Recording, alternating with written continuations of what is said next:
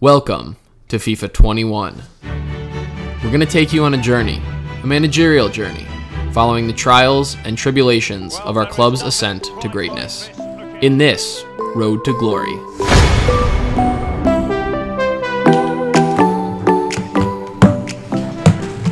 Hey there, we're Footy Fellas, soccer podcast and social content creators. We've been playing FIFA career mode for a while, and we wanted to bring you along on this journey. In this episode series that we do, we're going to pick a team that needs some help and help them rise to glory in 3 seasons or less. In this episode in particular, we're going to walk you through which teams we're looking at and prep you for what's to come. Check it out. Stay classy. Welcome to FIFA 21. That's how I say it when I open up the game. You did say it when we opened up the game. It's just like that. I wish the voices sounded like that.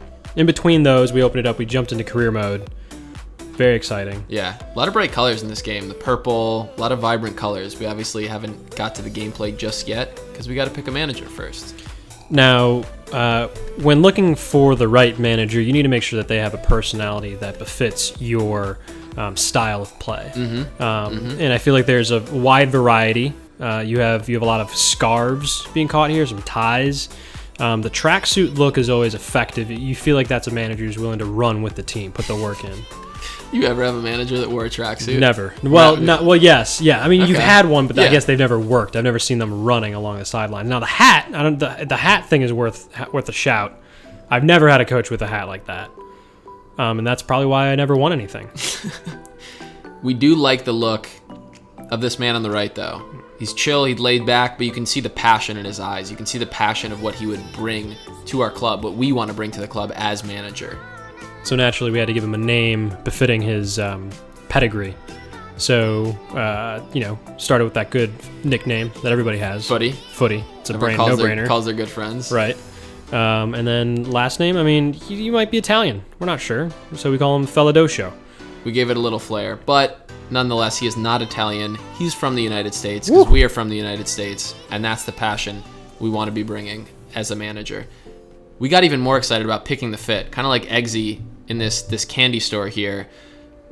We want weapons at our arsenal. That's what this is trying to say. We want to have the right weapons in our arsenal to make it big this year, and we need to dress matching that. You start with a button down, and this guy's classy. Got the black button down, blue overcoat. We also switched off, for the record, selecting clothing items, so that's why he ended up looking very colorful.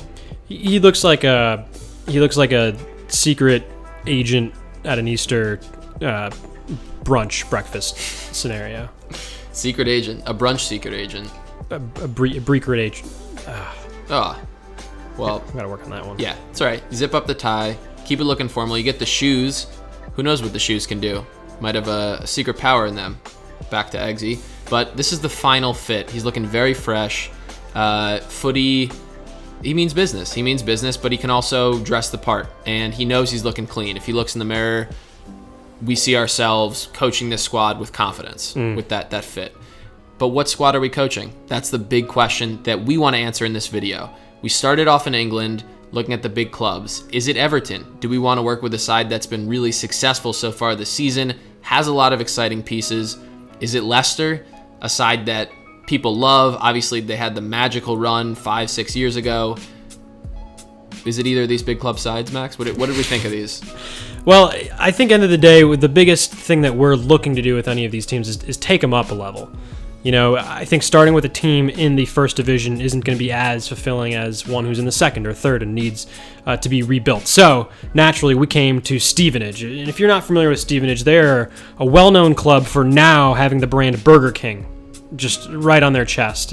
A remarkable marketing play by Burger King. You should look, if you haven't seen this marketing move, look up articles about it. Pretty smart. But we didn't end up going with Stevenage, or creating that, I should say, as our first option, because our first option is Salford City. Let us tell you a little bit about Salford City. You might remember Salford as the team that was bought by the group Project 92 Limited, whose famous shareholders include former players David Beckham, Ryan Giggs, Neville, Paul Scholes, and some others. And since 2014, when this happened, They were promoted from the NPL Premier Division and National League North in a really strong showing, now competing all the way in League 2. So that's a rise from level 7 to level 4 in the English football system. The recent story of the club is pretty well documented in their Netflix series, Class of 92, Out of Their League. You can see just how far they've come. Salford City sits 7 tiers down from the Premier League. Oh, chocolate's nice.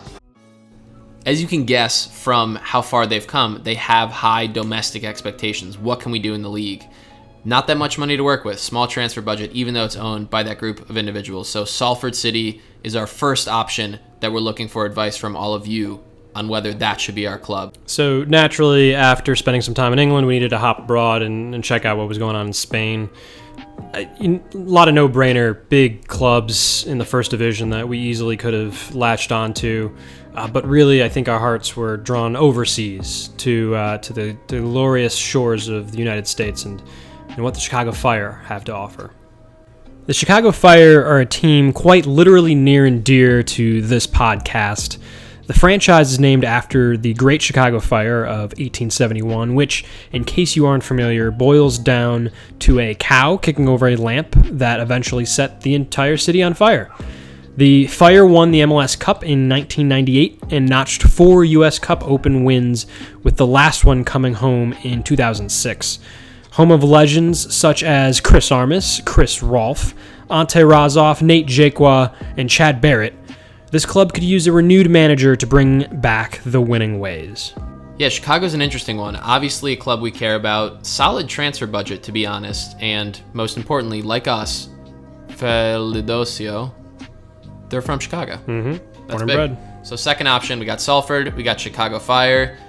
Let's talk about the third option. But first, don't want to forget Minnesota United. Our third fella, Max, is from Minnesota, and they've been a solid quality club this year, so I don't want to leave them out completely. That being said, we're looking now at clubs that are a bit more noticeable than Minnesota United. Like some of the German sides, a lot of American managers and American players recently, less American managers, but a lot of American players have gone to Germany to find success. Mm-hmm. And naturally, if we were to follow that lead and begin an American career, we needed to start in Germany. So one of the other options we thought, you got the first league, obviously, but let's take a look at the second league in Germany, a place we don't know much about, which makes it kind of exciting for us. Maybe there's some experts out there, but one of the teams we landed on was Wurzburg, and specifically Wurzburger Kickers is the full name. So let us tell you a little bit about Wurzburg.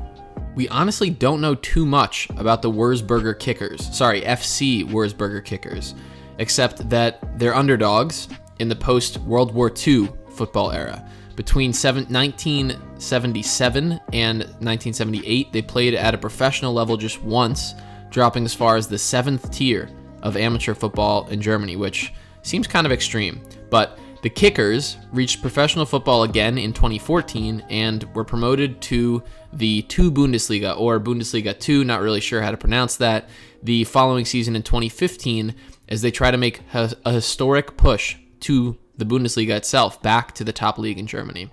Here's what we do know about the club. They have a cool name. They have a really dedicated group of ultra fans. They have fan radio. They have a women's team that's balling. They have a channel on YouTube with 2,500 subscribers, hopefully the same amount as us after this video. As you can tell, this is really a place for us to write our own script, to create success where there are very low expectations for continental success, financial expectations across the board. The board has very low expectations, which is kind of nice when you're starting out as a manager and gives us only up to go.